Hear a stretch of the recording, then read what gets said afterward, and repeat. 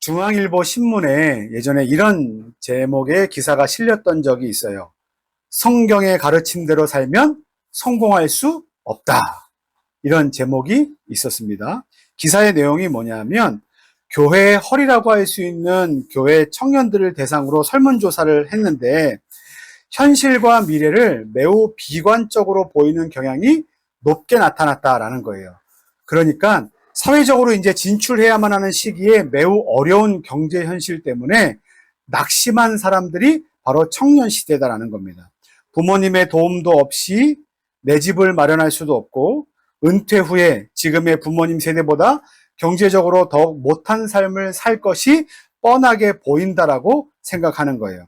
근데 이런 것이 예전 청년 세대에 비해서 지금 청년 세대가 부정적인 성향이 많고 뭔가 마음이 좀 공허하기 때문에 그런가라고 생각해 보면 그렇지 않다는 겁니다. 뭐냐 하면 이런 부정적인 상황과 생각들은 사회적으로 진짜 그런 상황과 현상들을 우리가 맞닥뜨리고 있기 때문에 그래요.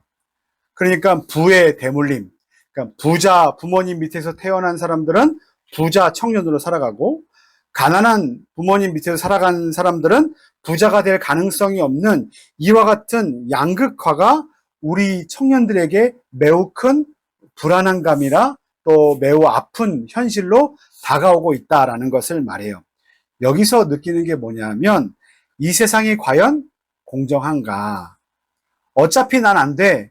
이번 생은 망했어. 라는 마음이 우리 청년들의 마음 가운데 많이 자리 잡고 있다는 거예요. 그래서 이렇게 생각한다는 겁니다. 삶이 이 지경인데 내가 어차피 망한 인생인데 성경 말씀을 읽고 붙잡고 기도하며 살아간들 내 인생이 좋아질 수 있겠는가라는 그와 같은 허무주의가 우리 청년들에게 있다는 거예요.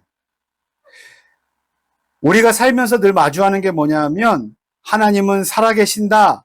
그리고 예수님 믿으면 복을 받는다. 라는 것을 우리가 믿지만 성령님께서 우리와 함께 계신다라는 것을 믿지만 현실은 전혀 그렇지 못하다는 거예요. 여러분 코로나 때 어땠어요? 코로나 때 무섭지 않았어요? 저는 엄청나게 무서웠어요. 마치 우리가 죽음의 터널을 통과하는 것 같았어요. 그런데 겨우겨우 코로나 시기를 통과해 나왔더니 지금 세상이 어때요? 먹고 사는 게 힘들다고 말하죠. 그리고 여기저기서는 사람이 사람을 미워하고 사람이 사람과 싸우고 또 폭력이 난무하고 또 서로가 서로를 미워하는 흉악한 범죄들이 넘치는 시대를 우리는 살고 있어요. 그러니까 세상이 좋아질 걸 기대하며 하나님의 말씀을 읽고 그리고 계속해서 기도한다고 말하지만 세상은 점점 좋아지기는커녕 더 나빠지는 것처럼 우리에게 보여진다는 것이 우리 안에 있는 이 공허함과 우리 안에 있는 미래를 기대하지 못하는 것들에 대한 원인이 된다는 거예요. 그래서 질문합니다. 뭐라고 질문하는지 아세요? 하나님은 과연 계신가? 하나님은 과연 살아 계신가? 라는 의문을 가지고 스스로 교회를 나가지 않는 걸 선택합니다. 뭐 가난한 성도가 됐다고 얘기하죠. 실제로 한국 교회의 이 연령 인구를 보면요. 점점 비정상적인 형태를 띠고 있어요. 자, 원래는 어린이, 유치부, 유초등부가 더 많고 그 위로 올라가는 청년이 조금 적고 그 위로 올라가는 엄마 아빠가 조금 적고 그 위로 올라가는 할머니 할아버지 조금씩 점점 줄어들어야 되는데 이게 아주 예쁜 삼각형 모양이 되어야 하는데 어떻게 됐냐 하면 삼각형이 뒤집혔어요. 그러니까 할머니 할아버지는 점점 늘어나고 그 밑에 엄마 아빠도 점점 줄어들고 그 밑에 청년들은 좀 더 줄어들고 그리고 어린이들 여러분들은 점점 더 줄어들고 있어서 앞으로 아이들이 태어나지 않는 것처럼 교회의 어린이들도 없어지고 있다.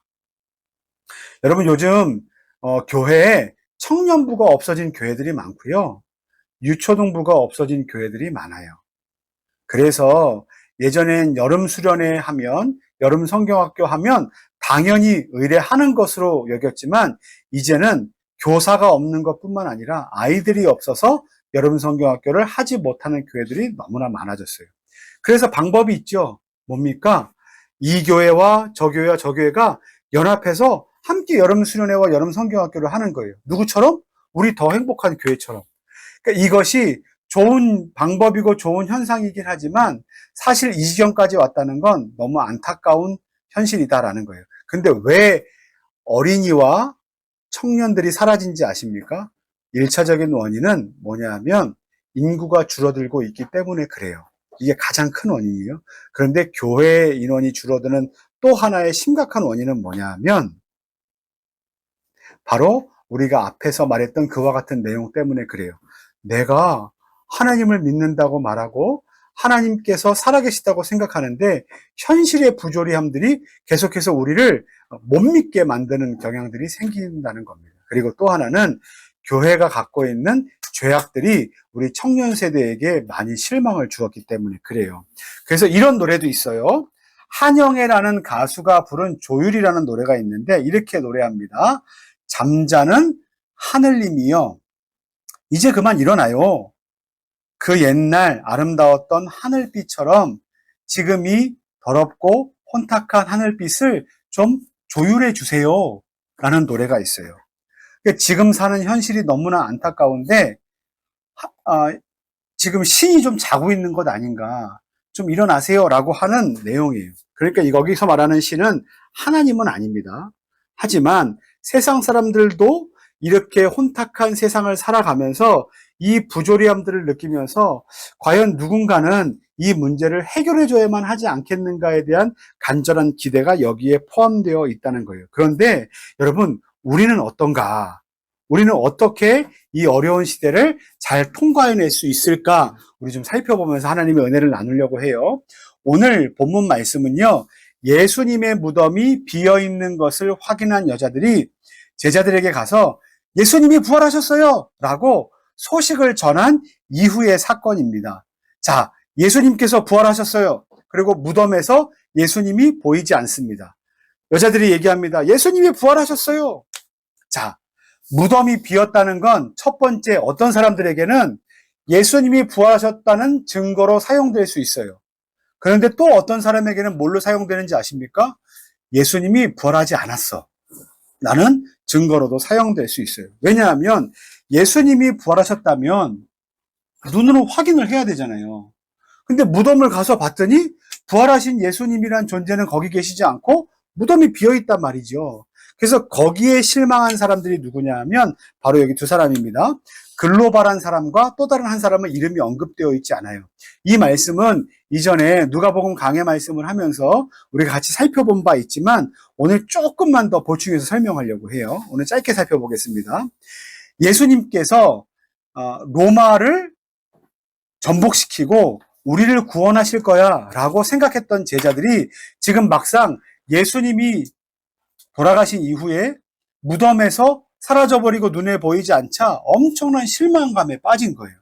그래서 그 실망감을 가지고 어디로 돌아갑니까? 자기의 고향으로 돌아가요.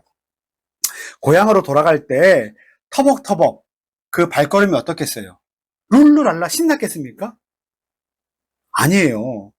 무거웠을 거예요. 아니면 어쩌면 시우처럼 화가 나서 턱턱턱 이렇게 뒤꿈치를 땅에 디디면서 걸었을지도 몰라요. 왜냐하면 자기들이 믿었던 예수님이 부활하셨다고 소식을 듣고 달려간 사람들을 통해서 확인해 봤더니 예수님의 시체가 없는 거예요. 그리고 부활하신 예수님을 눈으로 확인하지 못했어요. 얼마나 실망했겠습니까? 아, 우리가 믿었던 것이 혹 잘못된 것이 아닌가? 우리가 믿었던 것이 다 거짓말이 아닌가라는 마음이 그 안에 의심으로 가득 찰 수 있었다는 겁니다. 여기서 중요한 건 뭔지 아십니까? 예수님을 눈으로 볼 수 없었다는 거예요. 누구처럼요? 우리처럼 예수님이 눈에 보이지 않아요. 하나님 살아계신 것이 맞습니까? 라는 질문을 하고 있는 저와 여러분들과 똑같은 상황이 되었어요. 근데 말씀해 보면 자기의 고향으로 돌아가는 이 두 사람에게 낯선 한 사람이 다가와서 이게 이야기를 합니다. 근데 그분이 누구예요? 예수님이에요. 근데 성경에 보면 이렇게 돼 있어요. 그 낯선 예수가 예수님이신 것을 그들이 알아보지 못하더라. 왜냐하면 그들의 눈이 닫혀져 있기 때문에 그래요.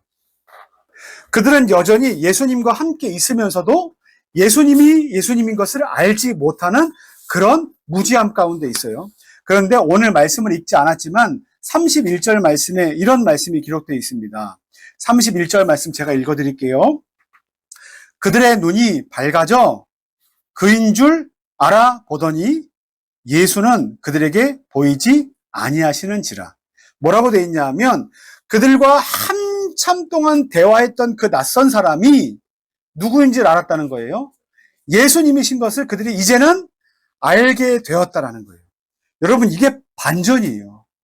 뭐냐면 낯선이가 누군지 알지 못했는데 그 낯선이가 여전히 그들과 함께 계시던 예수님이었다는 사실을 그들이 이제서야 알게 되었다는 거예요. 여러분, 두 사람은 여지껏 어떤 상황 가운데 있습니까? 믿었던 예수님께서 죽으셨고 그리고 그동안 기대했던 모든 것이 수포로 돌아가서 바뀌지 않는 삶의 문제 속에서 어떻게 합니까? 낙심하고 좌절하고 절망하며 고향 땅으로 돌아가고 있었는데 예수님께서 그들과 함께 계시는 것을 이제 확인하게 되었다는 거예요. 저는 이렇게 생각해요. 엠마오로 돌아가던 고향 땅으로 돌아가던 실망과 절망감 가운데 돌아가던 이 두 제자의 두 사람의 보는 모든 시선, 색깔이 어땠을까?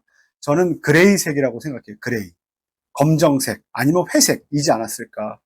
뭘 해도 불평하고 뭘 해도 답답하고 뭘 해도 억울한 그런 상황이지 않았을까? 왜냐하면 하나님께서 내 인생을 주관하시지 않는 것 같고 하나님께서 나를 도와주시지 않는 거라고 생각하기 때문에 그래요.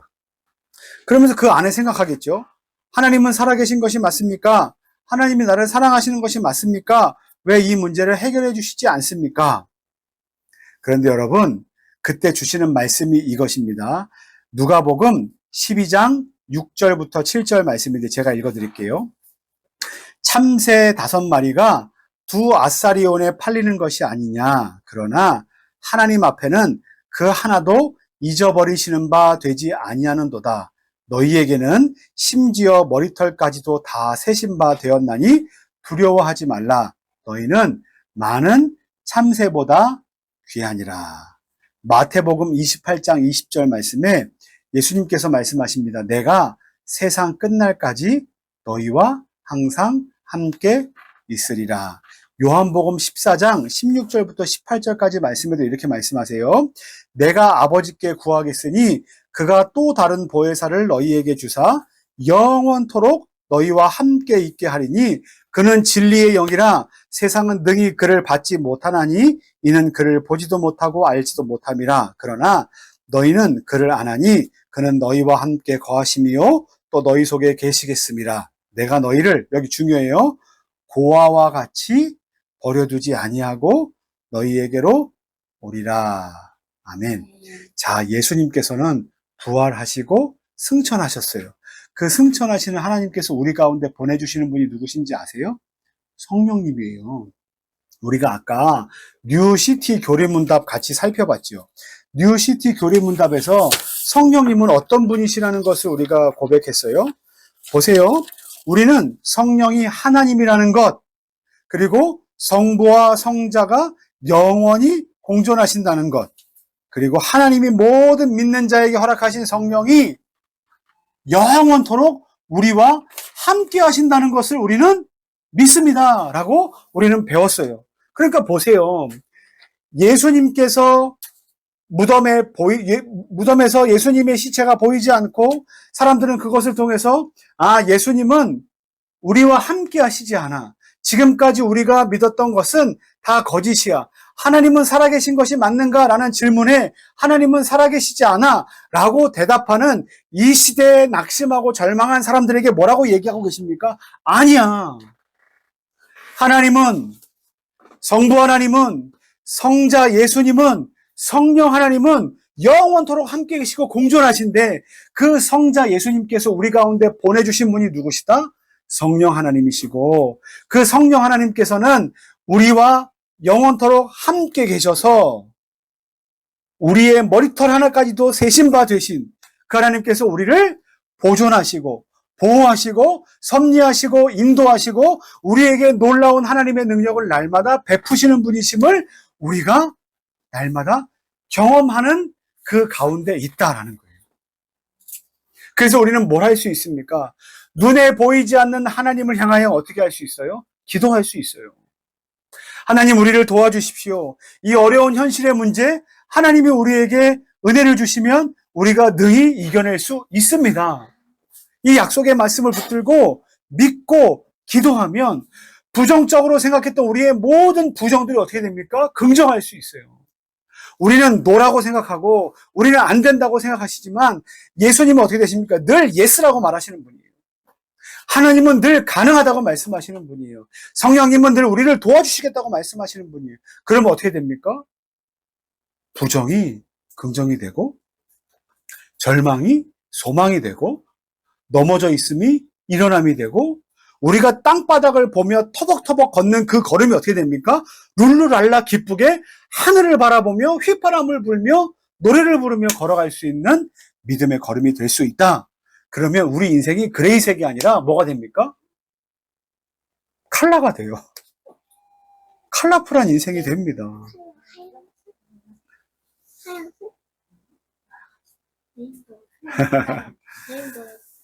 사랑하는 우리, 맞아요. 무지개색도 되고요. 빨간색도 되고요. 또 뭐가 돼요? 오색? 또 7가지 색? 아니, 더 많은 색이 될 수 있어요. 엄청나게 많은 색깔.